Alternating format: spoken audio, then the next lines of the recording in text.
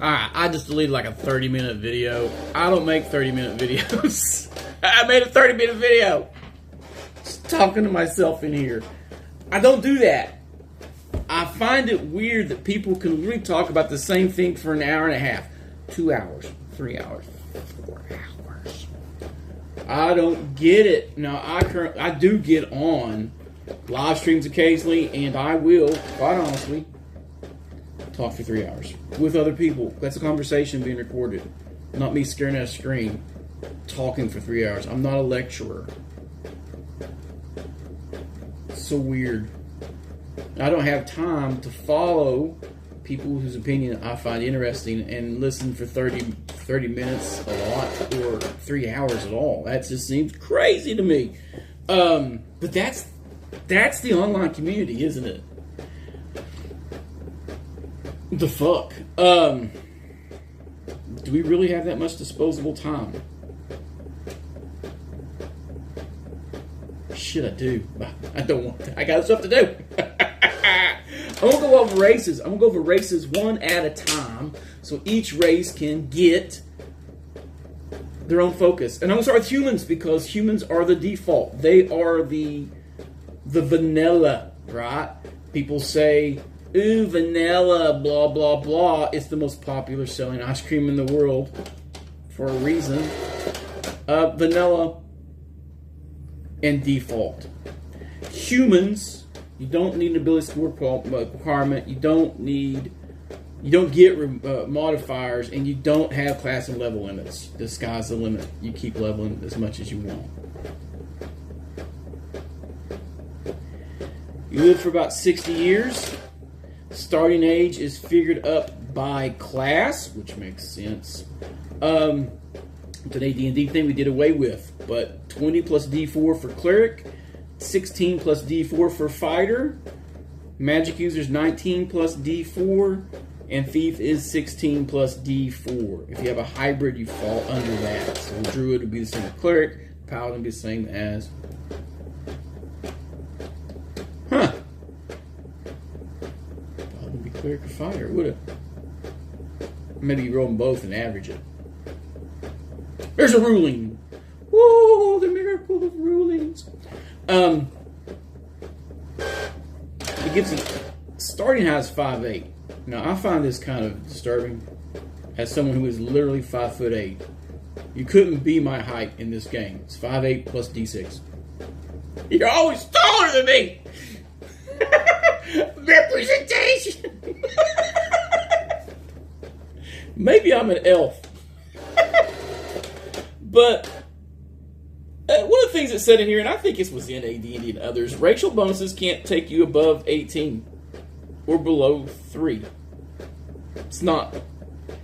I think that was a footnote in certain editions, but in Unearthed Arcana, I think that was the rule for AD&D. And then in Unearthed Arcana, it actually lets you go to 19.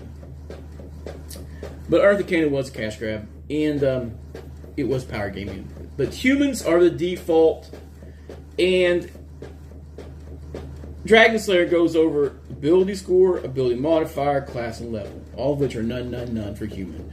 And then it goes into a short, generic thing about why humans are the most populous. We breed faster. We have a decent lifespan of 60 years. It says 60, not 75. So for people who want to always take now and put it then, 60 was a really old man in a medieval setting, evidently. Maybe people lived longer. But anyway, so it's your baseline. It's Eurocentric. Now, you could change that if you want to make it centric to whatever area of the world you're in. So it gives examples of Anglo-Saxon, Viking, Greek, Spartan, Roman, or Pict, right? I would say Anglo-Saxon is my wheelhouse of understanding for history, right? For deeper than average, right? Now, if you're playing this game anywhere else in the world, it would make total sense that you made it similar to your region.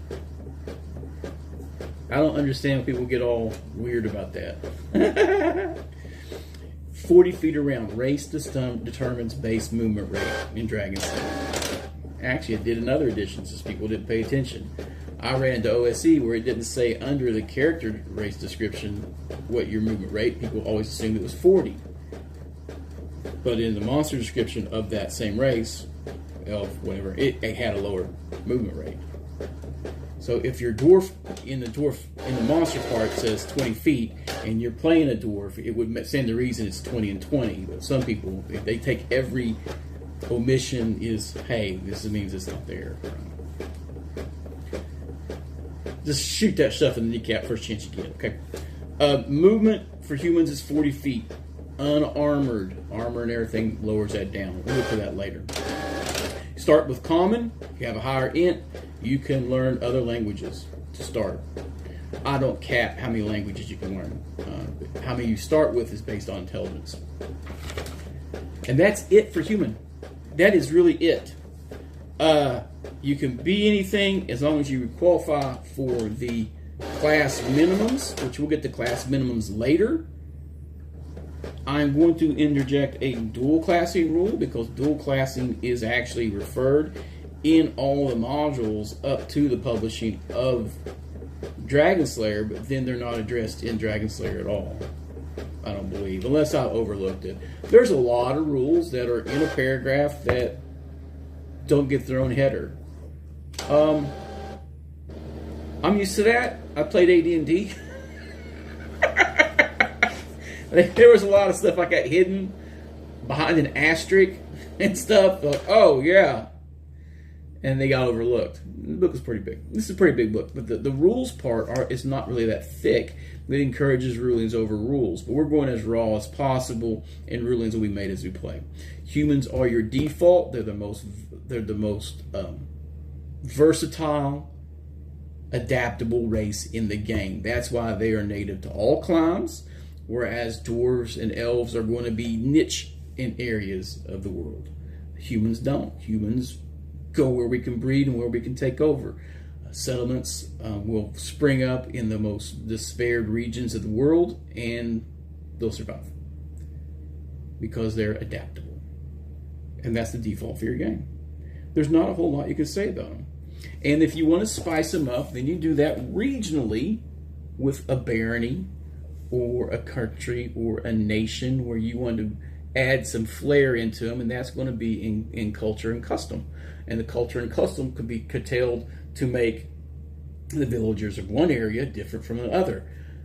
Baseline stats are the same. Preference for weaponry, armor, cultural norms, those are different.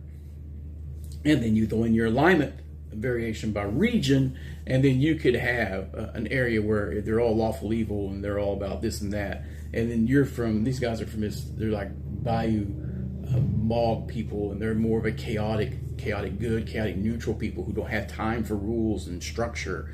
And they believe in living next to the land. Their armor's lighter because they live in an environment where they can sink into the bogs. And these people are from the plains and the steppes, and they fight with massed armies, so they like the heavy chain and armor and stuff. It's cultural differences. It's how you build your campaign worlds. I'm not going to tell you how to do that under a race description. Race descriptions are baseline, and then you flush them out for your world. It is that simple. If you're not able to do that, then beg, borrow, and steal. So that's what being a dungeon master is all about. You find, it's like building civilization. Some people call it cultural appropriation. I call them building blocks of civilization. You find what works, and you use those to build something. And you see the stuff that doesn't work, you pitch that crap to the trash heap of history. Boom. Human sacrifice? This sucks. Bye. This is what it is. So, humans, if you can't qualify for any other race, because races have minimal requirements, or you don't want to arrange your stats to that, well, you just didn't roll in order to do that, you can always be a human. And then with a little bit of thought, you can make it work for one of the classes. When all else, just be a fighter. Be a sword swinger. But yeah, that's all I got to say about humans. Later.